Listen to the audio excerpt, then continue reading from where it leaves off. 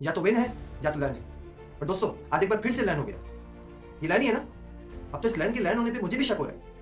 Well, New Zealand की एक और करारी जीत और पाकिस्तान की ये कंसेक्यूटिवली चौथी हार। जी हाँ दोस्तों, आपको याद होगी ट्रांजिशन सीरीज, उसमें हम एक मैच ओडीआई का हारे थे, जो कि फाइनल था। उससे पहले भी हारे थे, लेकिन साउथ अफ्रीका को हम हराने में कामयाब हो गए थे। देन फाइनल हुआ, फाइनल में हम न्यूजीलैंड से हार गए।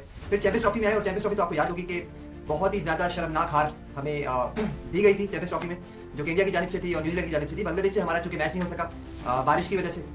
खैर, वो कंसेक्यूटिवली 3 हार थी हमारी। अब उसके बाद पहला ओडीआई था आज और न्यूजीलैंड ने एक बार फिर से हमें लाजवाब कर दिया। आज का टॉस दोस्तों बहुत क्रूशियल था, क्योंकि उसकी वजह जो थी वो पिछले दिनों होने वाली बारिश थी। एक मसला तो ये था पाकिस्तानी बॉलिंग लाइनअप का कि एक्स्ट्रास बहुत ज्यादा दे दिए, तकरीबन करीब 50 के करीब एक्स्ट्रा दिए पाकिस्तान।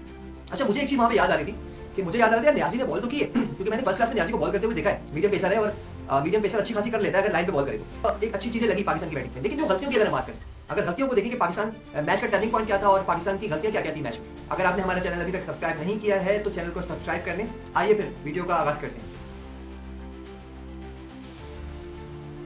आज का टॉस दोस्तों बहुत क्रूशियल था, क्योंकि उसकी वजह जो थी वो पिछले दिनों होने वाली बारिश थी।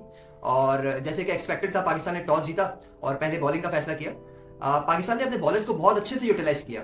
जैसे कि आप देखें कि हम नसीम शाह की बॉलिंग को अगर चेक करें तो नसीम शाह ने बहुत ही जबरदस्त बॉलिंग की, अवे स्विंग भी करते रहे, आर्म बॉलिंग भी करते रहे और न्यूजीलैंड के बैट्समैन को डाउट में ही रखा हर वक्त, क्योंकि पिच में अनइवन बाउंस था। तो न्यूजीलैंड के बैट्समैन काफी ज्यादा डाउट में रहे कि भाई यहाँ से बॉल उड़ जाएगा, कभी यहाँ से उड़ जाएगा। आपने देखा होगा डैनियल मिचेल के काफी बार बॉल जो है वो ग्लव में लगा, उनको 2 से 3 बॉलें ग्लव में लगी आज। तो काफी ज्यादा अनइवन बाउंस था, बैट्समैन ट्रस्ट नहीं कर पा रहा था पिच पे। तो पाकिस्तान ने भी बहुत अच्छा उसको यूटिलाइज किया और अर्ली ऑन विकेट्स भी ली, 3 विकेट्स डाउन की न्यूजीलैंड की। लेकिन वो तीनों विकेटें जो थी वो नए बैट्समैन थे, जिनको इतना ज्यादा तजुर्बा नहीं था। लेकिन उसके बाद जब चैपमैन और डैरेन मिचेल बैटिंग पे आए, वहां पे वो जो उनकी जोड़ी थी वो बहुत ज्यादा क्रूशियल थी। वहां पे अगर पाकिस्तान उनकी विकेट गिरा देता तो क्या पता न्यूजीलैंड बहुत ही जल्दी ऑल आउट हो जाती। लेकिन वो पार्टनरशिप बहुत ही समझदारी के साथ उन्होंने जारी रखी न्यूजीलैंड के बैट्समैन ने, और बहुत ही सिचुएशन को देखते बालते खेला उन्होंने। उनको रन की फिक्र नहीं थी उस वक्त, उनको जस्ट विकेट को बचाना था। 2 से 3 रन हर ओवर में लेते रहे वो कभी, क्योंकि आपको पता है एक मसला तो ये था पाकिस्तानी बॉलिंग लाइनअप का कि एक्स्ट्रास बहुत ज्यादा दे दिए, तकरीबन करीब 50 के करीब एक्स्ट्रा दिए पाकिस्तान ने, जिसमें से 20 से 22 वाइड्स हैं। वाइड्स के चौके अलग हैं, लेग बाइस के चौके अलग हैं, नो बॉल्स की हैं आज पाकिस्तान के बॉलर्स ने 2 नो बॉल्स। और मुझे तो हैरत हो रही थी कि सलमान अली आगा उन्होंने नो बॉल की है, उसके बाद फ्री हिट पे उनको छक्का भी पड़ा। खैर, तो एक्स्ट्रास बहुत ज्यादा थे, जिसने न्यूजीलैंड का साथ काफी ज्यादा दिया, क्योंकि मुझे याद है जब न्यूजीलैंड के करीब 80 रन थे, उसमें से 30 से 35 एक्स्ट्रास थे। तो न्यूजीलैंड को इसका इतना ज्यादा मतलब वो इतना ज्यादा इसके बारे में नहीं सोच रहे थे कि भाई हम रन में काफी शॉर्ट हैं, उनको बस विकेट्स को बचाना था अपनी, क्योंकि उनको पता था। पाकिस्तान ने आज फिर से वही गलती की कि 5वें बॉलर के साथ नहीं खेले, सिर्फ 4 पेसर्स के साथ वो गए। 5वां जो आपका बॉलर है, आपको पता है कि वो पार्ट टाइमर है, सलमान अली आगा की मैं बात कर रहा हूँ। वो स्पिनर तो है, वो कुछ जगहों पे अच्छा परफॉर्म कर चुका है, लेकिन T20 में आप उसको यूटिलाइज कर सकते हो। बट ओडीआई का मैं बॉलर नहीं कहूंगा उनको, वो पार्ट टाइम बॉलर है। और स्पेशली वहां पे जहां पे स्पिनर्स को पिच जो है वो हेल्प ही नहीं कर रहा, स्पिनर्स की तो धुलाई होनी थी वहां पे, तो वो तो पहले से पता था कि धुलाई तो होने वाली है सलमान अली आगा की। तो यहाँ पे पाकिस्तान ने 2 से 3 गलतियां की। एक गलती तो ये थी कि एक्स्ट्रास बहुत ज्यादा दे दिए पाकिस्तान ने, जिसका जिक्र मैंने पहले किया। दूसरी गलती ये थी कि 5वां बॉलर नहीं खिलाया पाकिस्तान ने। अगर स्पिनर को भी खिलाना था तो 5वां प्रॉपर स्पिनर होना चाहिए था, जैसे कि सुफियान मुकीम हमारे पास ऑप्शन मौजूद है, उनको नहीं खिलाया। पाकिस्तान काफी टाइम से ये गलती करता हुआ आ रहा है कि 4 बॉलर्स के साथ खेलता है, 5वें बॉलर्स पे रिस्क लेता है हमेशा, और वहां पे जाके वो फंस जाता है। क्योंकि डेथ में क्या होता है कि बॉलर्स की हो जाती है धुलाई, सबकी धुलाई होती है, फिर उसके बाद 5वां जो बॉलर होता है वो बेचारा फालतू में मारा जाता है। तो ये बड़ा मसला है पाकिस्तान का, ये पाकिस्तान की थी दूसरी गलती। तीसरी गलती पाकिस्तान की ये थी कि जब बीच में देख लेते डैरेन मिचेल और चैपमैन की अच्छी पार्टनरशिप लग रही है, और उनकी जो मतलब समझ थी, उनकी सोच थी, वो नजर आ रही थी कि वो क्या करने जा रहे हैं और उनकी इस वक्त वो क्या चाह रहे हैं इस वक्त। तो उस वक्त मेन जो पाकिस्तान का काम होता था वो विकेट लेने का था। अब विकेट लेने के लिए पाकिस्तान ने कोशिश तो की, अपने फास्ट बॉलर्स को यूटिलाइज करते रहे, कभी नसीम को लेकर आते थे, कभी हारिस को लेकर आते थे, तो वो बीच में ये करते रहे रिजवान। लेकिन वहां पे एक स्पिनर को लेकर आना बीच में 25 ओवर के बाद फौरन से एक स्पिनर को लेकर आना, सलमान अली आगा को यूटिलाइज करना ही था। तो मुझे लगता है कि वो एक मौका था जहां पे सलमान अली आगा को लेकर आना चाहिए था, क्योंकि सलमान अली आगा को आप 30 ओवर में 27 या 30 ओवर में लेकर आए हो, जो कि बहुत देर हो गई थी। वहां पे वो समझ गए थे कि पाकिस्तान के बाद अब 5वां बॉलर तो है नहीं, तो सलमान अली आगा ही एक ऑप्शन है।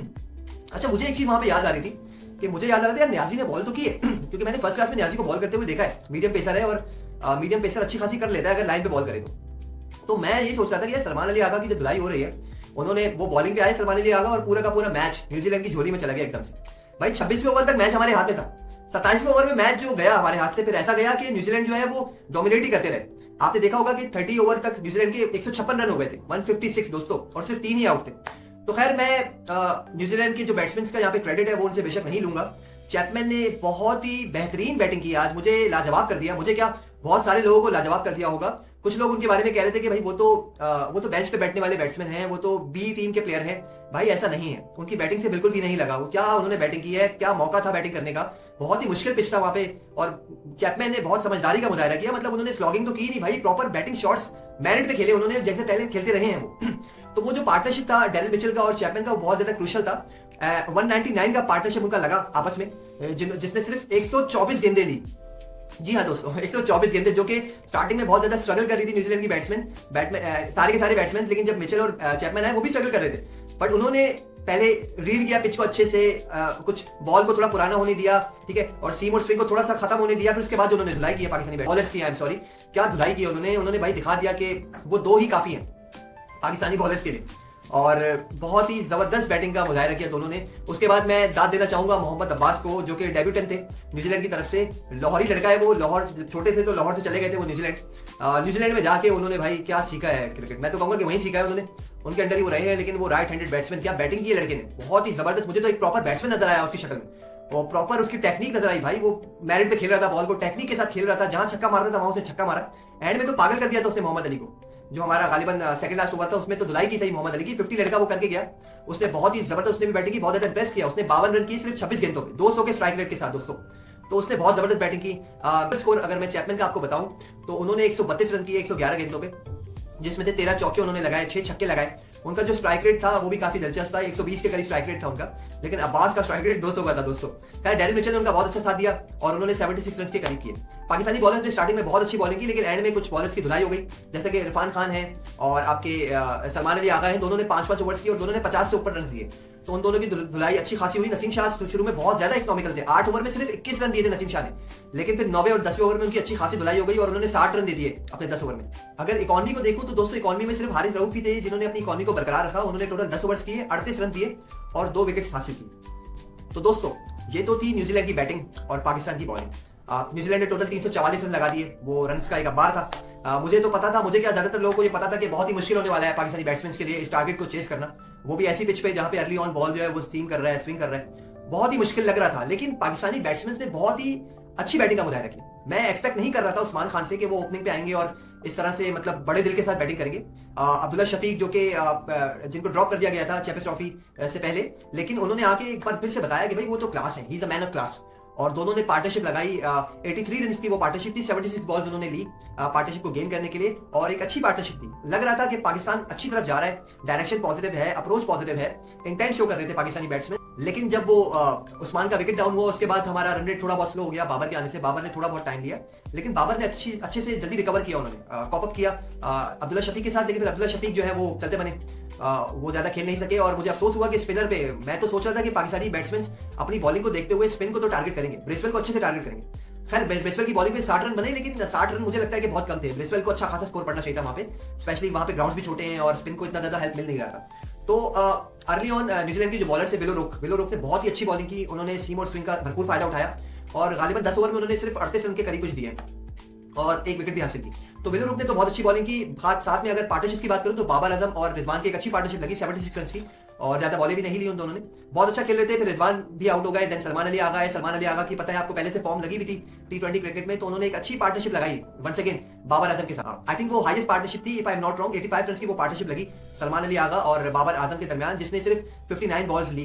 तो ट्रैक लग रहा था कि सेट हो चुका है, एक अच्छी तरफ जा रहे हैं। लेकिन हमारा फिर से वही मसला कि जब सलमान अली आगा आउट हो जाते हैं तो नीचे कोई बैट्समैन नहीं है। तैयब ताहिर के साथ बैड लग हुआ, वो रन आउट हो गए। लेकिन इरफान खान को T20 सीरीज में भी आपने देखा था, हम उस पर डिपेंड नहीं कर सकते, लोअर मिडिल ऑर्डर को उसके ऊपर नहीं छोड़ सकते, क्योंकि वो इतना कमेंडेबल, इतना कंपैटिबल बैट्समैन नजर नहीं आ रहा। तो आपको यहाँ पे कुछ जो गलतियां हैं पाकिस्तान की, ऑल्दो मैच अच्छा था, मुझे फिर भी फाइट नजर आई पाकिस्तान की तरफ से। 44.1 ओवर में पाकिस्तान 276 रन करके ऑल आउट हो गया। लेकिन अभी पीछे 6 ओवर से अगर कोई खड़ा हो जाता, कोई पार्टनरशिप लंबी चल जाती, तो शायद पाकिस्तान ये मैच जीत भी सकता था। तो इसलिए मुझे अप्रोच अच्छी लगी, पाकिस्तान का इंटेंट अच्छा लगा। दूसरा, बाबर आजम के बल्ले ने कुछ रन्स किए, वो मुझे पसंद आया। सलमान अली आगा ने रन्स किए, मुझे बहुत अच्छा लगा। रिजवान जितना साथ दे सकते थे वो उन्होंने दिया। फिर ओपनिंग पार्टनरशिप की दोस्तों मैंने पहले बात की कि उसमें हम काफी टाइम से लैग कर रहे थे, वो उसमें एक समझदारी नजर आई और क्लास भी नजर आई, इंटेंट भी नजर आया। तो वो एक अच्छी चीजें लगी पाकिस्तान की बैटिंग पे। लेकिन जो गलतियों की अगर हम बात करें, अगर गलतियों को देखें कि पाकिस्तान मैच का टर्निंग पॉइंट क्या था और पाकिस्तान की गलतियां क्या क्या थी मैच में, तो जैसा कि मैं पहले कुछ चीजों की तरफ मैंने आपको इशारा किया था कि पाकिस्तान ने आज एक्स्ट्रास बहुत ज्यादा थी। पहली गलती तो पाकिस्तान की है कि पाकिस्तान को एक्स्ट्रास पे कंट्रोल करना चाहिए था। दूसरी चीज की तरफ अगर हम आते हैं तो पाकिस्तान ने सबसे बड़ी जो गलती मैच में ये की कि पांचवें पेसर के साथ नहीं गए। पांचवा पेसर पाकिस्तान ने नहीं खिलाया। पांचवा पेसर ही होना चाहिए था, क्योंकि पिच साफ साफ चीख के बता रही थी कि स्पिनिंग ट्रैक वो है नहीं, स्पिन को वहां पे धुलाई ही होनी है। तो मुझे लगता था कि पाकिस्तान पांचवा पेसर लेके जा सकता था, मोहम्मद वसीम जूनियर को खिला सकता था। लेकिन अगर उनके साथ नहीं भी जाते तो सुफियान मुकीम को खिलाना चाहिए था। मतलब मेरा मकसद ये है बोलने का कि 5 प्रॉपर बॉलर होने चाहिए थे पाकिस्तान की टीम में, जो कि पाकिस्तान ने लैग किया और उसका खमियाजा फिर भुगता कि न्यूजीलैंड ने 344 जैसा अंबार लगा दिया। तो ये पाकिस्तान की दूसरी गलती थी। तीसरी गलती जो मुझे नजर आई वो नजर आई कि सलमान अली आगा को अगर यूटिलाइज करना था तो उनको सही से यूज नहीं किया, और पाकिस्तान की प्लानिंग नहीं थी, प्लानिंग फेल हुई। यहाँ पे पाकिस्तान 4 बॉलर्स को यूटिलाइज करता रहा। पांचवा सोचा हुआ था सलमान अली आगा है, लेकिन ये नहीं सोचा था कि अगर उसको कुंड पड़ गई तो फिर क्या करेंगे, फिर क्या करना होगा। तो ये पाकिस्तान ने पहले से सोच के नहीं रखा था। यही वजह थी कि इरफान खान को लाने में बहुत देर कर दी गई, वरना इरफान खान को हम 20वें-21वें ओवर में चलाते, साथ साथ एक 2 ओवर से करवाते, 10 ओवर वो पूरे कर लेता लड़का एंड तक। तो ये मसला था, ये नजर आया मसला। तीसरा पाकिस्तान की सबसे बड़ी गलती। फिर चौथी जो गलती है पाकिस्तान की, जो कि पाकिस्तान लंबे अरसे से करता हुआ आ रहा है, वो है lower middle order. Lower middle order में हमारे जान नहीं है। जहां 4 से 5 विकेट्स गिर जाती हैं, वहां उसके बाद कोई ऐसा नहीं है जो टीम को संभाल ले। तो अभी अगर मैं स्क्वाड को देखूं तो स्क्वाड में भी कोई मुझे नजर नहीं आ रहा कि चौथे 5वें पे आके जो टीम को 5वें, एक्चुअली छठे नंबर का बैट्समैन जो टीम को संभाल ले। अगर मतलब एक लंबी पार्टनरशिप की वहां पे जरूरत हो, एक प्रॉपर हिटिंग की जरूरत हो, रन रेट को चलाने की जरूरत हो, तो कोई ऐसा बैट्समैन जो वहां पे आके संभाल ले मुझे नजर नहीं आ रहा दोस्तों। लेकिन अगर हम बेंच की बात करें, मतलब डोमेस्टिक क्रिकेट को देखें, तो ऐसे बहुत सारे बैट्समैन मौजूद हैं। पाकिस्तान इन चीजों पे लैग कर रहा है। अगर पाकिस्तान चाहता है कि पाकिस्तान नेक्स्ट मैच में आके अच्छा करे, इससे बेहतर परफॉर्म करे और जीत को अपने नाम करे, जो कि बहुत जरूरी है, तो पाकिस्तान को इस तरह की कुछ चेंजेस करनी पड़ेगी। तो दोस्तों मैं उम्मीद करता हूं कि आपको वीडियो हमारी पसंद आई होगी। हमारी वीडियो को ज्यादा से ज्यादा लाइक करिएगा, चैनल को सब्सक्राइब करें। मिलते हैं फिर इंशाल्लाह नेक्स्ट वीडियो में, तब तक के लिए अल्लाह हाफिज़।